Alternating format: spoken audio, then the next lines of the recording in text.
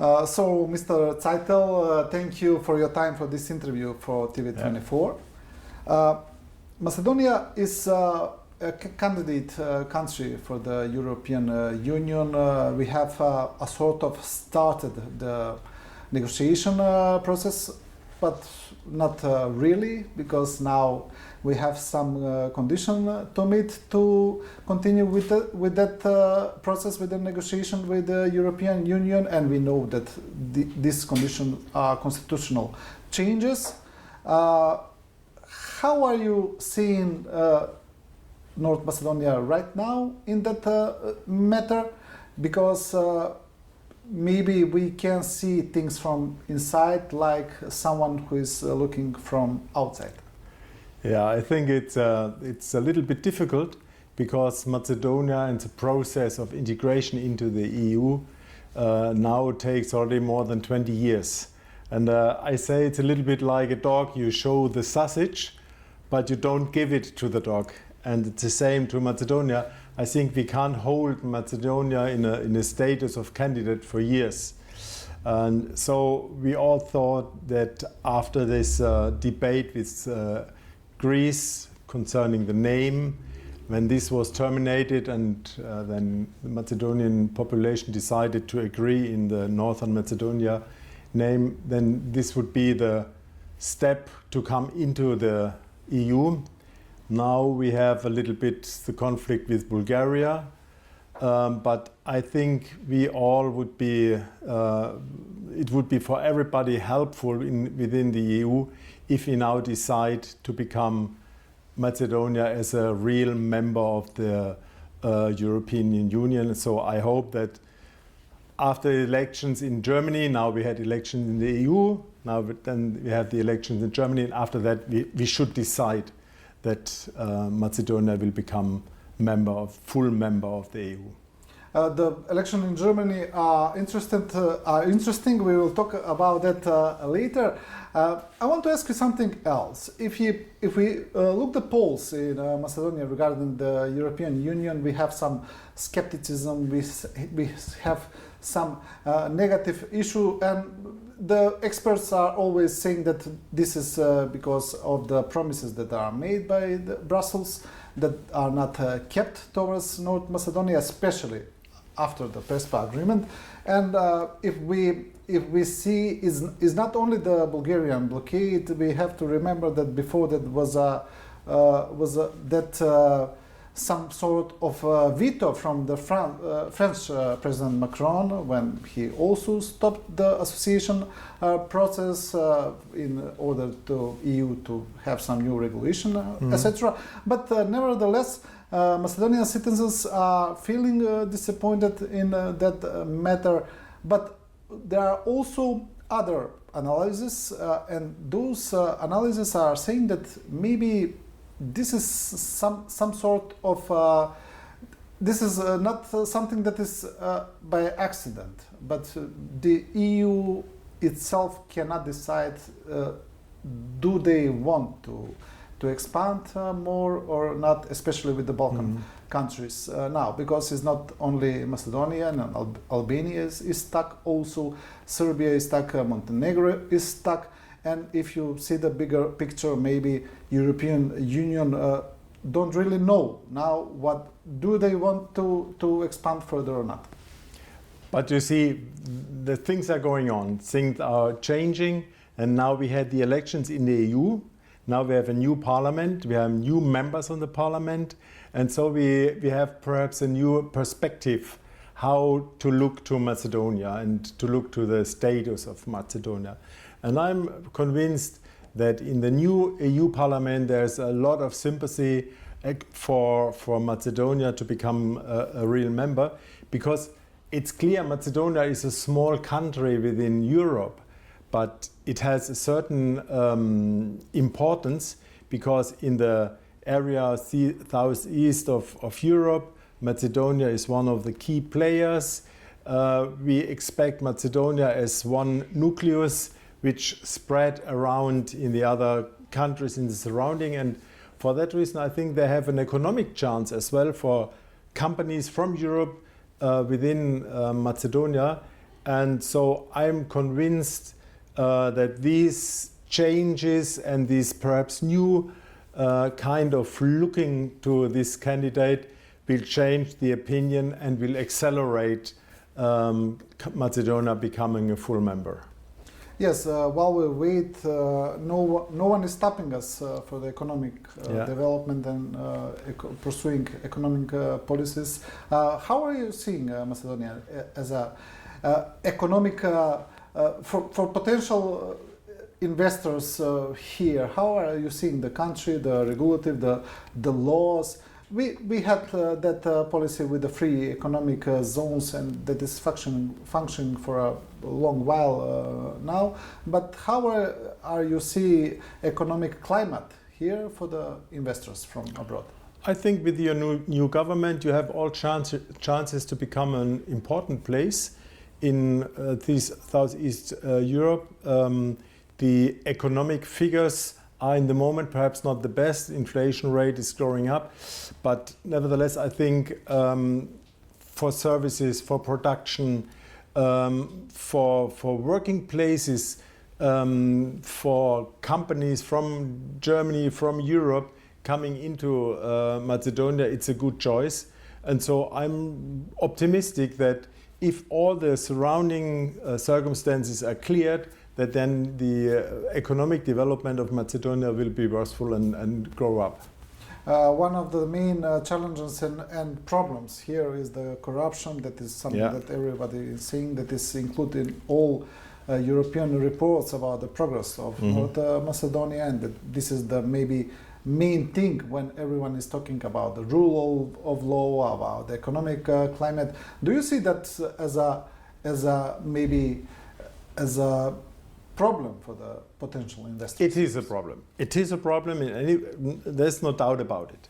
And this is one of the homeworks the new government has to solve to fight against corruption. Because the industry, the service companies, they all need certain and clear legal conditions. And corruption and legal conditions are not in the same way, and therefore you have to solve this problem. This must be clear, but if this is solved, then the perspective is positive. Yes, Germany is one of the biggest economic partners of Macedonia when we talk about the Macedonian export, about import, and I think this is going to continue to grow probably. Do you think that what are the things that you would advise, let's say, Macedonian government in order for this cooperation with Germany and with the European Union, of course, to be even much stronger? I think the key is education. The key means if you have well-educated workers here, if you have a good system of professional education in the factories, then this will be a big advantage for all employees, even if they work here in Macedonia or if they want to go to other European countries. But the level of education is a key for the economic development. Yes, okay. When we are at education, Haјdelberg here is because of that you are promoting that German dual education. Which are the advantages that we can use here in we are talking about this model?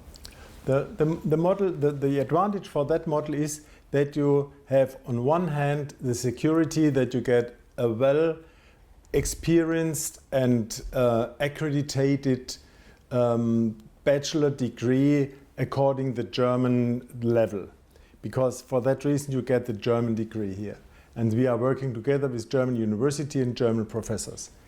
And on the other hand, the students have the possibility to work at the same time when they are studying, to work already in the company. So they get the professional experience in companies, and on the other hand they get science and theoretical knowledges they need for their work. So they have a combination of both within half of the time, if you say. So they are better prepared for the workplace, for the job. They have much more experience than theory, I presume. And is this model functioning in Germany? Yeah, this is very, very well known now in Germany. It's not that old. We have the system perhaps 20 years, 25 years. It was developed in my homeland in Baden-Württemberg by our former prime minister, and it's spread. It's now in most of the counties you can find a system like this, and the industry and the factories, they love it because they get not theoretical workers, but workers which are already advised in things they need for their daily work and in the theory. Yes. While we are at economy, we can see that European Union also is struggling right now because of the inflation. Germany, I don't know, is still in recession officially or not.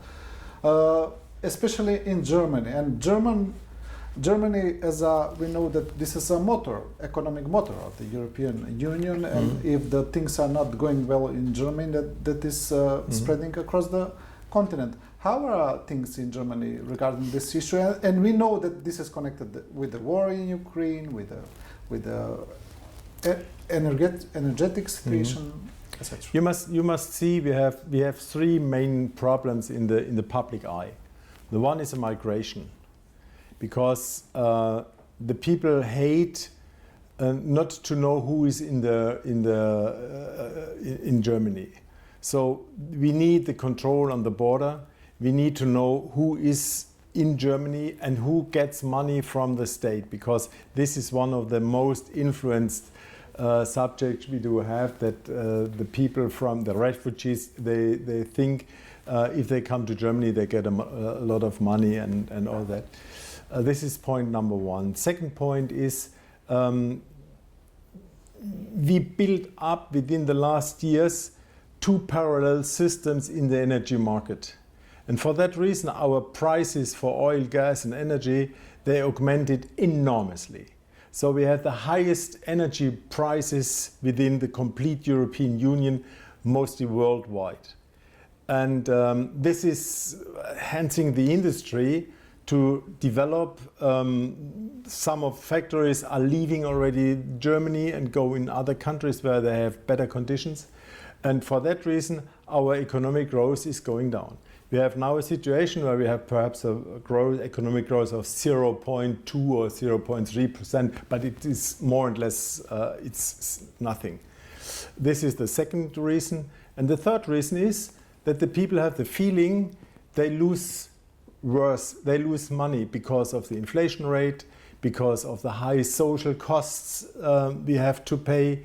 So our state budget is influenced to more than 60% only by social costs. And this is not for the development of the society, but this is just to hold the status. But the people feel that they lose money.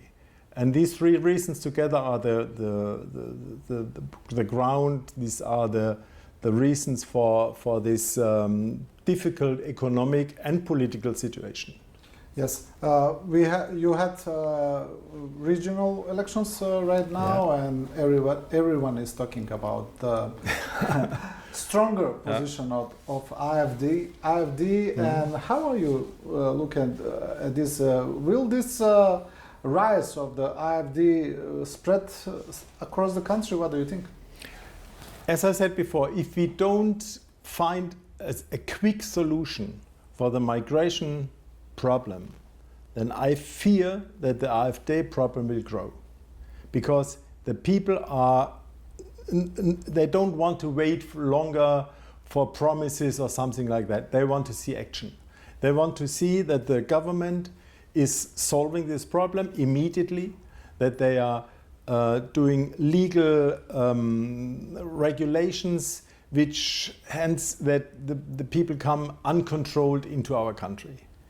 If this problem will be solved, I think one of the main points of the AfD will be solved, and they have no fundament for their political ideas. On the other hand, you have this new party of Bündnis Sarah Wagenknecht on the more left-hand side.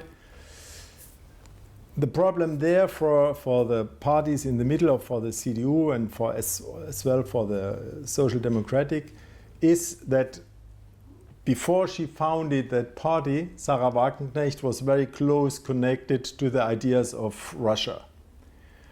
And nobody wanted to work together with her or with her ideas. Now she changed and she came into a new party.